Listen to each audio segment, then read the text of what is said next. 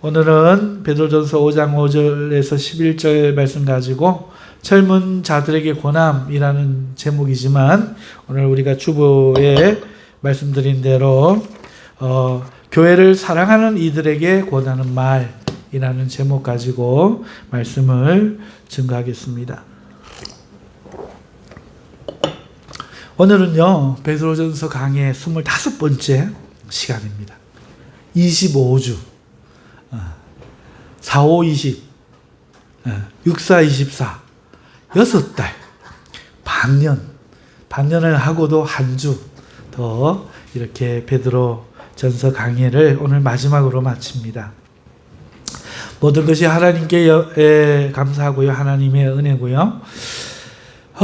베드로전서 이 마지막 내용을 오늘 우리가 보고 있는데 이것은 젊은 자들에게 권하는 베드로 장로의 권면인데 뒤에 인사가 몇 절 더 있긴 하지만 편지의 실질적 목적은 이 권면으로 마치고 있다 하겠습니다.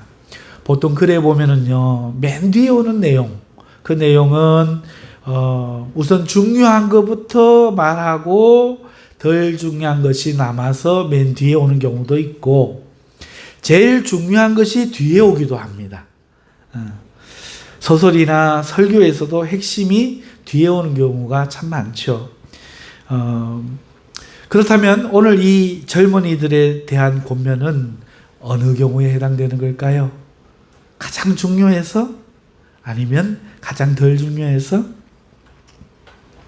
어떤 면에서 베드로전서의 시작인 1장부터 나오는 예수 그리스도의 그 구원과 그리고 복음 그리고 시대적 경고 등은 이 젊은이들에 대한 이 순종하라 겸손하라 하는 이 당부보다는 내용상 더 중요한 것이라고 말할 수 있겠습니다.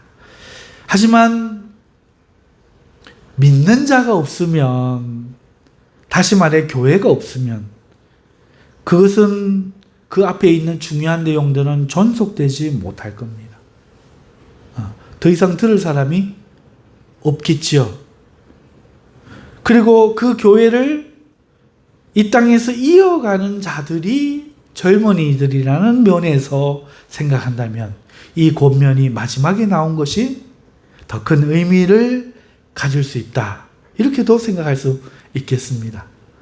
내용 자체 가치의 면에서 보면 더 중요한 것은 아닌데 그 중요한 내용이 우리들에게 이어지기 때문에 그리고 젊은이들은 우리의 2세와 같아서 그들에게 계속해서 물려가야만 이 하나님의 놀라운 진리의 말씀들이 이어지기 때문에 이 젊은이에 대한 권면은 실질적으로 가장 중요한 말씀일 수 있겠다 생각할 수 있는 겁니다. 여러분, 그렇죠. 교회는요 사람에 의해 구성되고 또 지속됩니다. 오순절날 성령님이 오셔서 교회가 시작되지만 그 교회는 사람에 의해서 구성되고 지속되는 거죠. 하나님의 구원은요 사람을 대상으로 합니다. 하나님이 계신 성경도 사람에게 주는 겁니다. 하나님의 나라의 구성원들은요 사람이고 그리고 그 사람이 교회입니다. 이 말은요 사람이 없으면 교회도 없고 사람으로 구성되는 이 땅의 하나님 나라도 없고 하나님이 계시는 그 가치를 발휘하지 못하며 하나님의 구원도 필요하지 않다는 뜻이죠. 이 말이 사람이 하나님보다 중요하다 이런 뜻 아닙니다만은 분명히 그렇게 말하는 것은 아닙니다만은 하나님의 은혜와 사랑이 하나님에게서 시작한 그 사랑이 사람으로 마친다는 것을 말하고자 하는 거예요. 또 다르게 말하면 하나님이 중요하냐 사람이 중요하냐 누가 더 중요하느냐 안 중요하느냐 이 문제가 아니라 하나님의 계획과 행하심이 그 대상이 사람이라는 말입니다. 그러니까 그만큼 중요하다 이 말을 하는 것이죠. 따라서 교회를 구성하는 사람은 중요하죠.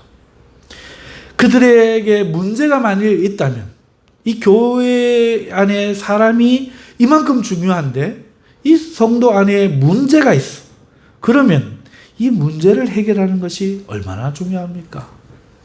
사람 간의 문제, 성도 간의 문제를 해결하는 것. 야, 인본적인 일로 우리가 자꾸 머리를 싸매서 되겠냐? 이렇게 말할 수 있냐는 겁니다. 그렇죠? 지금까지 살펴본 대로 하나님의 그 계시가 우리를 향하고 사랑이 우리를 향하고 하나님의 그 진리가 우리를 통해서 이어지니 인간적인 문제라 이렇게 말해서 인간적인 문제로 교회가 쪼개지고 없어지도록 방치할 수 없다는 거죠.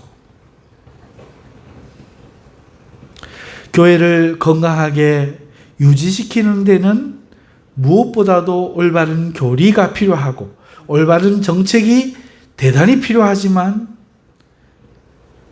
사람이 서로 불화하면 할 수 없는 거죠. 그래서 갈등을 해소하고 그래서 서로 화목하고 화평하며 사랑할 수 있게 하는 것, 이건 대단히 중요한 문제입니다. 하나님이라는 내용을 담기 위해서 현실적으로 가장 필요한 것입니다. 자, 그리고 그 문제는 많겠지만 그 문제 중에서 신구의 갈등이 있습니다. 신구 탤런트 선생님 신구 아니고 신구의 갈등이 있습니다.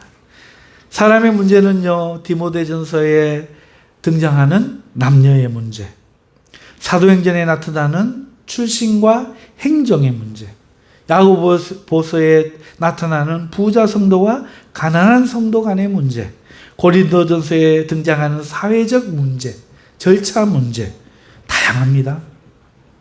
하지만 오늘 이 베드로전서에서 베드로 사도가 거론하는 이 신구의 문제도 그에 못지않은 중요한 것이라 할 수 있습니다. 신구의 문제란 지나간 세대와 새로운 세대 간의 이해 차이에서 오는 갈등을 말하는 건데요. 이것이 교회 안에도 있다는 겁니다. 그래서 베드로 사도는 앞서 나이가 많은 장로들이 어떻게 해야 할지를 먼저 말한 후에 이제 뒤를 이을 젊은이들은 어떤 모습을 해야 하는지 이제 늙은이와 젊은이를 다 말하고 있는 겁니다. 만일 이 신구의 문제가 원만하지 않다면 교회는 그로 인해 대가 끊기고 존속되지 못할 위험에 처하는 것인 만큼 대단히 중요하고 우리도 중요하게 받아들여야만 할 것입니다.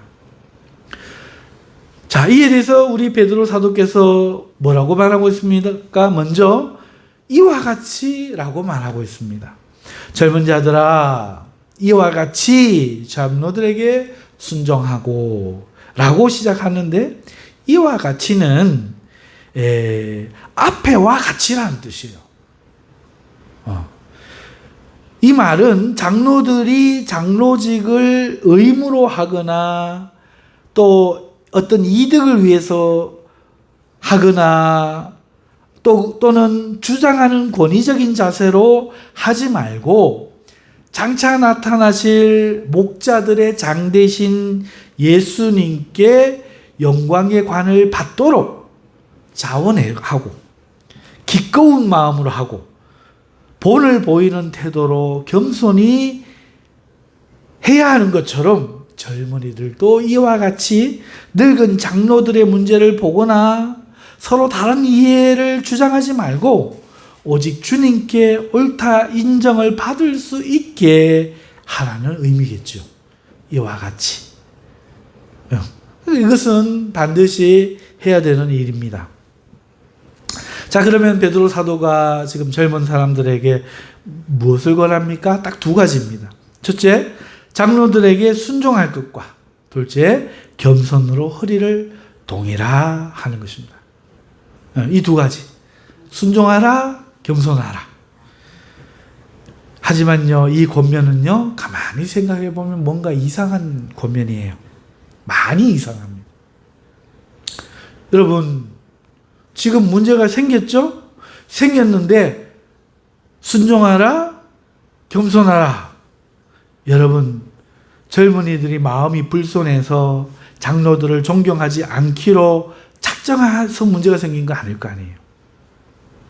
신앙인이라면 순종하지 말아야지 할 이 젊은이가 있겠습니까? 교만한 마음은 더더욱 아닐 겁니다. 당연히 장로님들에게 순종하고 싶고 겸손한 사람으로 젊은이들도 살고 싶은데 현실이 그것이 안 되니 지금 신구의 갈등의 문제가 생기는 거 아닙니까? 그죠?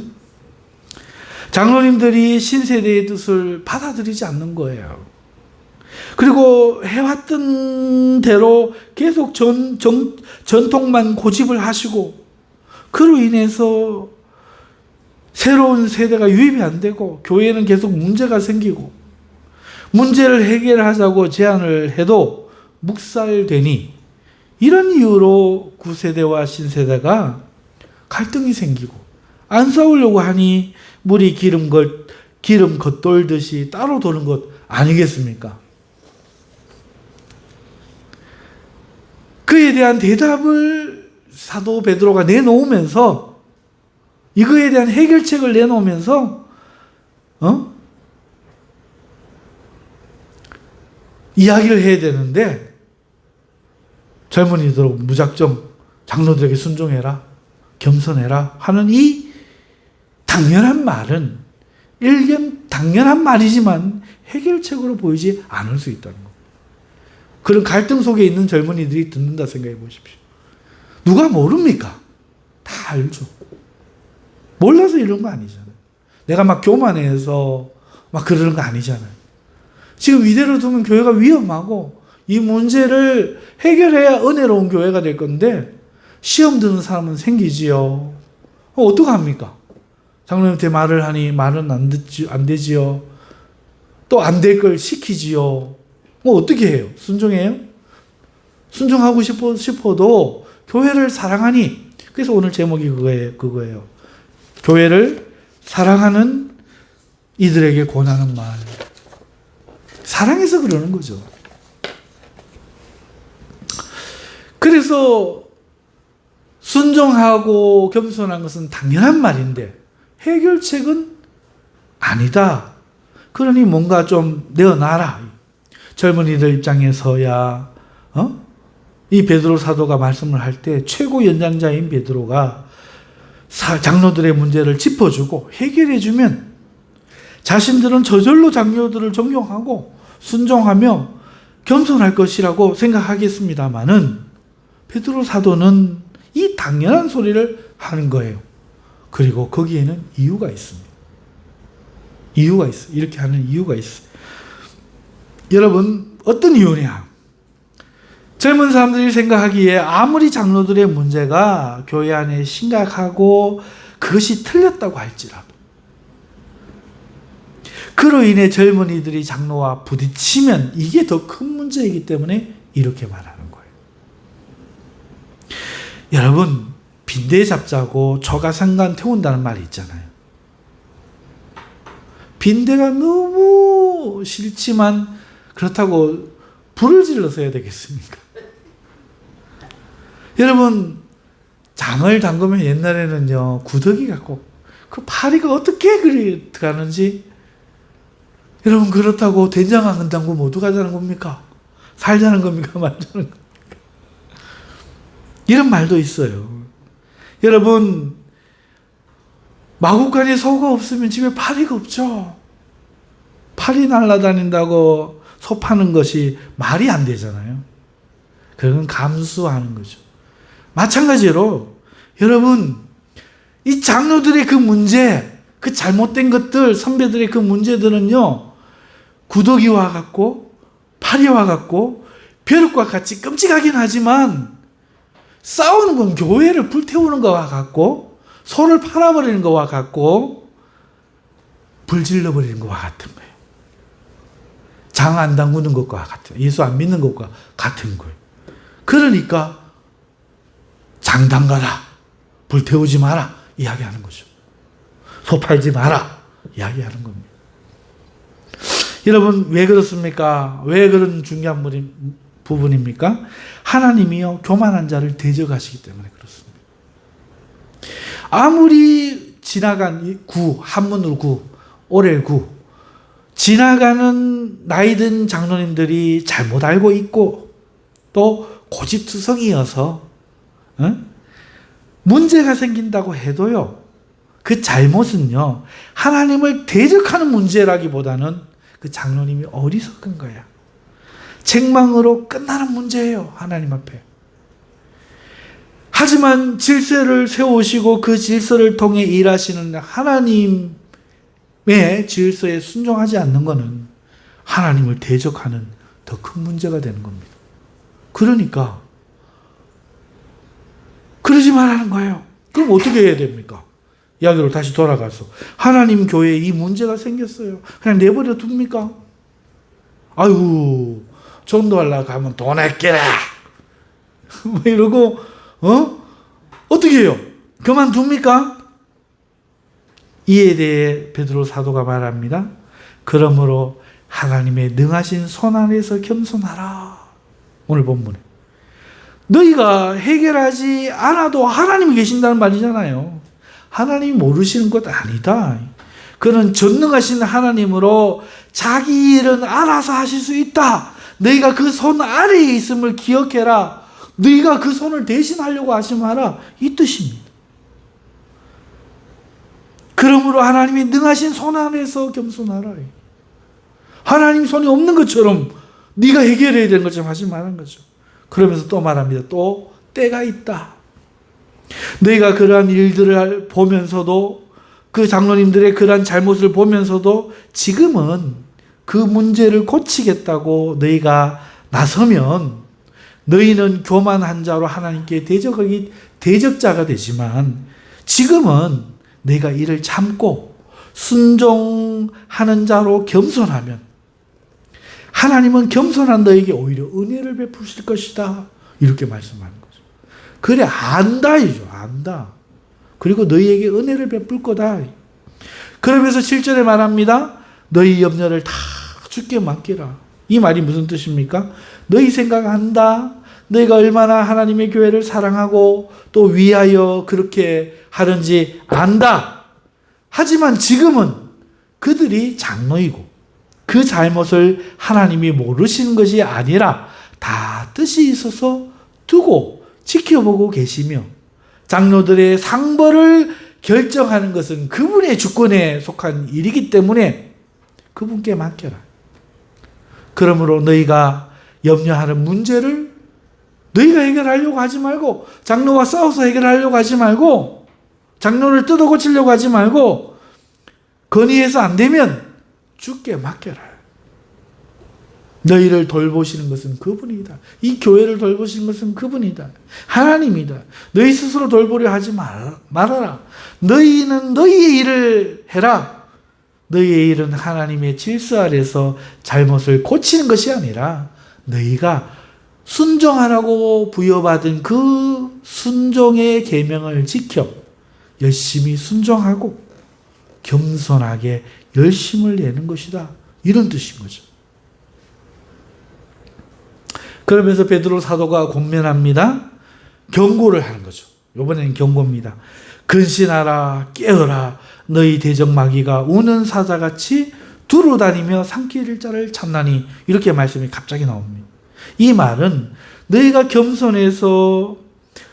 겸손하게 그런 불의를 보고 문제를 봄에도 하나님의 이 뜻을 기억하고 주의 명령을 지켜 순종하고 겸손하면 괜찮지만 너희가 시키지도 않을 게 하나님의 계명에 거슬려 질서를 회방하고 너희가 문제를 바로잡겠다고 하면 악한 마귀는 그것을 기회 삼아 너희 마음에 의분을 집어넣고 의를 행하라는 열심을 집어넣고 그렇게 장로들과 대적함으로 하나님의 대적이 되어 마침내 너희를 파멸시킬 것이라 이렇게 경고하는 것입니다.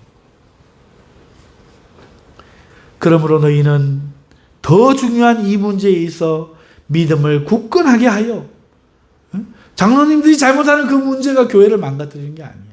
문제는 맞아. 하나님 나라를 파괴시키지 않아요. 하지만 너희가 질서를 어긋뜨리면은 신구 간의 갈등으로 교회는 대를 끊어버리고 교만한 자를 대적하시는 하나님의 진노를 받게 됨으로써 더 큰 문제가 되는 것이죠. 그러므로 너희는 더 중요한 이 문제에 있어 믿음을 굳건하게 하여 마귀를 대적하라. 마귀는 계속해서 저 두면 안 된다. 지도자들이 그런 건 괜찮아. 그건 그 일을 하라고 맡겼으니까.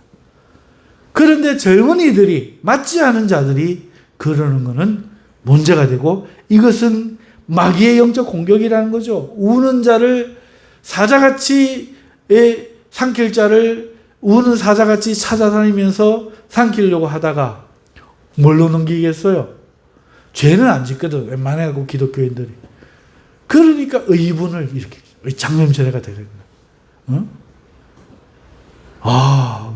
구세대들 큰일 났다. 정말 의자하면 해야 된다. 원로 장로님 보내고, 원로 목사님 보내고, 좀 어떻게 해야 된다. 이렇게 하면 마귀에게 삼켜진다. 그 말입니다.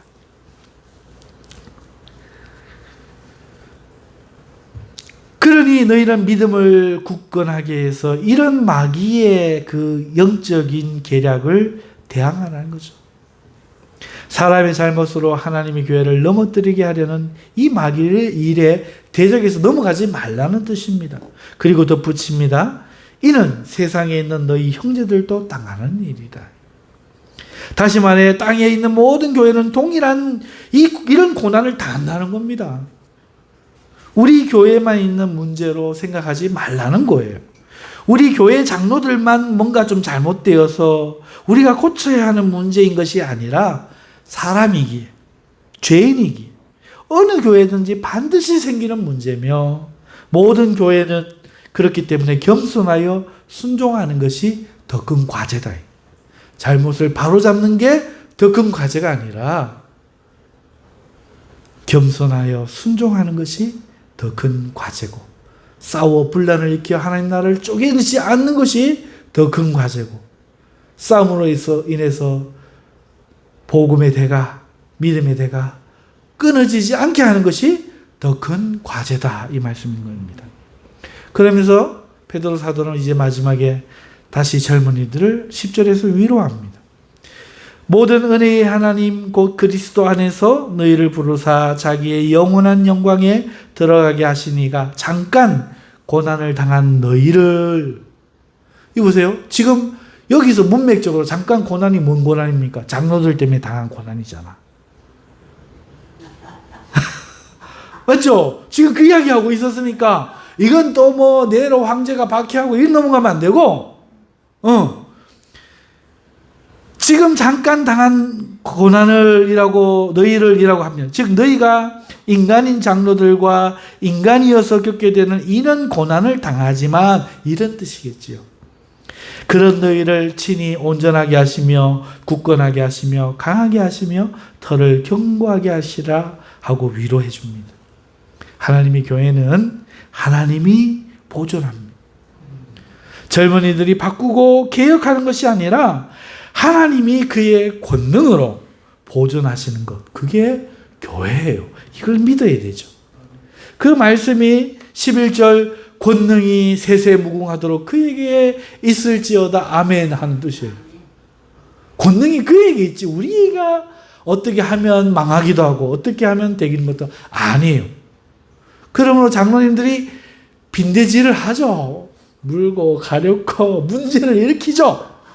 장로님들이 구더기 짓을 합니다. 저지를 해요. 예?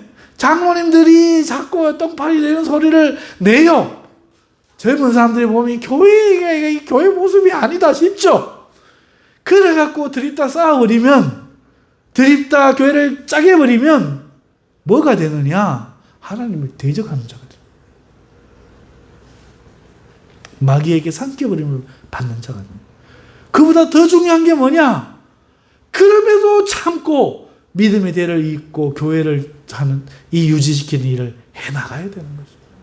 여러분, 제가 보는 유튜브에 김줄수라는 양반이 있는데, 참, 양반인지 평민인지 상민인지는 몰라요. 어쨌든 짐승을 키우는데, 오리들이 새끼를 키우는데 알을 품지를 않는 거야. 특히 닭. 여러분, 본능이 아니더라고요. 본능으로 키우는 줄 알았어요? 본능이 아니에요. 그것도 어릴 때 봐야 새끼도 품을 수 있는 것 같아요. 여러분, 오늘 우리가 이렇게 참는 모습이 보여져야 우리 젊은이들이 새로이 들어왔을 때 우리에게 문제 있을 때도 참고 보존이 됩니다. 들이다 싸워버리고 쪼개버리니까 아예 안 돼. 너도 그렇잖아. 여러분, 어떤 이는 교회에서 시험이 들어요. 그래서 교회를 안 다니고, 어떤 이는 깊이 관여를 하지 않아요. 상처 때문에. 그냥 형식적으로 맡은 일만 하는 거죠. 이 모든 것이 하나님 때문이죠. 은혜가 없어서죠.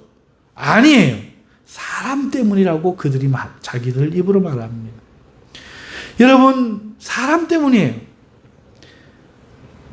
그들도 중요한 하나님의 내용은 다 중요하다고 여겨요. 그들이 문제가 되는 건 사람인 거죠.